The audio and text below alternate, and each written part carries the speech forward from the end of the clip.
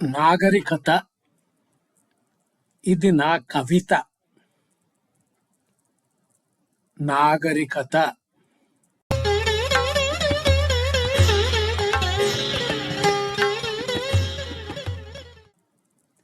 మనిషి నిప్పు నేర్చుకున్నాడు, నెగడు వేసుకున్నాడు. వెలుగును వేడిమిని పట్టి పెట్టుకోవాలని మాత్రం అనుకోలేదు. మనిషి చారెడు చమురు తెచ్చుకున్నాడు, ప్రమిదలో పోశాడు. గుడ్డ ముక్కను తాల్చి వత్తి చేశాడు. నానా ప్రయాసపడి ఆ వత్తిని వెలిగించాడు. అది వెలిగింది. చీకటి మాత్రం తొలగలేదు. ఆ చీకటి వెలుగులోనే మనిషి బతుకును కొలిచాడు.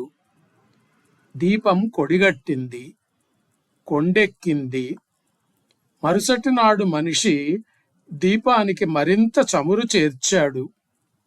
వత్తి చివర కొడిని ఒత్తి నలిపేశాడు. వత్తిని పైకి తోశాడు. మళ్లీ ప్రయాస, మళ్లీ వెలుగో చీకటో తెలియని వెలుగు. దీపం గుట్లో పైన మసి, కింద మైనం కూడుకుంటున్నాయి. అప్పుడు నాగరికత నడిచి వచ్చింది. ఇది చీకటోయ్ అంది. తట్టల నిండా మట్టి నూనె పట్టి తెచ్చింది. మనిషి వెలుగొచ్చిందనుకున్నాడు. చారెడు ప్రమిద దోసెడయింది. వేలంత లావు వత్తి వచ్చింది. గీస్తే వెలిగే అగ్గిపుల్ల వచ్చింది. వత్తి ఒకటే కాదు, ప్రమిదంతా వెలిగింది. గీస్తే వెలిగే అగ్గిపుల్ల వచ్చింది. వత్తి ఒకటే కాదు, ప్రమిదంతా వెలిగింది. వెలుగో వెలుగు. వెలుగు వేడి గోడలకు పాకి గుడిసెంతా వెలిగింది. వెలుగు వెలుగు వెలుగో వెలుగు. చేసేది లేక మనిషి డప్పు తీసుకు వెలిగే గుడిసె ముందు తారంగం ఆడాడు. తాండవం చేశాడు. వీరంగం ఆడాడు. గుడిసె చప్పున చల్లారిపోయింది. మర్నాడు బూడిద మీద వాన కురిసింది. ఈసారి నాగరికత మళ్లీ వచ్చింది. బుడ్డీ దీపం, కందిలి, ఒత్తుల పొయ్యి తెచ్చింది. మనిషి అదే వెలుగనుకున్నాడు. అది బాగానే ఉందనుకున్నాడు. వంటలు, వాసనలు, మంటలు, కంపులు కలగలిసిపోతున్నాయి. మరోసారి నాగరికత మళ్లీ వచ్చింది. అంత దూరం నుంచే వెలుగును వెల్లువగా వెదజల్లుతూ వచ్చింది. చేరువకు వచ్చి వెచ్చదనాన్ని పంచింది. చేతనైనంత చల్లదనాన్ని పంచింది. ప్రపంచాన్ని మీటలుగా మార్చింది. బతుకును పాటలుగా మార్చింది. పంట పొలానికి పంపు, ఇక మోటలు లేవు. వంట ఇంట్లో సొంపు, ఇక పొగలు పొయ్యిలు లేవు. అటు పాట, ఇటు ఆట. చీకటింట్లో వెలుగు బొమ్మల సయ్యాట. పుస్తకం అక్కరలేదు, మస్తకం అక్కరలేదు. మీటలుంటే చాలు. వంటింట్లోకి నవప్రపంచం నడిచొచ్చి నిలబడుతుంది.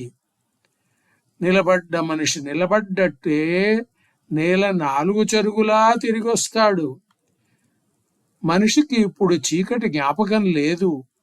చెమట వాసన గుర్తు లేదు. నాకు మించిన వాడెవడంటూ మనిషి నానా పోకడలు పోసాగాడు. అందరి ఆటలు కట్టించే మీటను తయారు చేసి సీటు కింద పెట్టుకున్నాడు. విర్రవీగిపోతున్నాడు. వికటాట్టహాసం చేస్తున్నాడు. బయట ప్రపంచం మాత్రం వేడెక్కి మాడిపోసాగింది. చీకటి మళ్లీ నలుదెసలా నడయాడసాగింది. మీటల మనిషి మాత్రం మాటిమాటికి విజయ చిహ్నాలు చూపుతూనే ఉన్నాడు. చీకటి మనిషి చీకట్లోనే ఉన్నాడు. అంతలో అక్కడెక్కడో మీటలను కలిపే తీగల్లో, ఆ తీగలను కలిపే తీగల్లో అదేదో కదిలి జారిపోయింది. ఇంకేముంది, జగము చీకటాయనే, బతుకు భారమాయనే.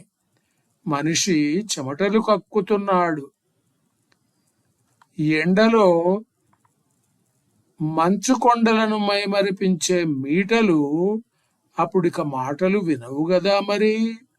మనిషి చీకట్లో తచ్చాడుతున్నాడు, తట్టుకపడుతున్నాడు. వేడికి మైనం వత్తి వంగి పక్కకు వాలిపోతున్నది. మట్టి నూనెను మనిషి ముట్టుకోలేదని అది మట్టి మనుషులను వెతుక్కుంటూ వెళ్ళిపోయింది. చమురాముదం సంగతి బాలింతరాళ్లకు కూడా తెలియక అది పాత పుస్తకాల్లోకి పారిపోయింది. మనిషికి గొంతు ఎండుకుపోతున్నది, చెమటలు కూడా రావడం లేదు. తట్టు తగిలిన కాలిపోటు తలకెక్కుతున్నది. అతను ఎలుగెత్తి కేకలు పెడుతున్నాడు. ఏ నాగరికత, ఎక్కడున్నావ్? ఇప్పుడు నా సంగతేమిటి? అదే పనిగా అరుస్తున్నాడు. ఏ నాగరికత, ఎక్కడున్నావ్ అంటూ. నాగరికత కుర్చీల కింద నక్కి కూచున్నది. కుర్చీలోని మహారాజు మీటల మంత్రిని పిలిచి నానా మాటలన్నాడు. మీటలంటే మాటలా? అవి ఓట్లు, కత్తిపోట్లు. మీటలంటే మాటలా? అవి ఓట్లు, కత్తిపోట్లు అని సెలవిచ్చారు.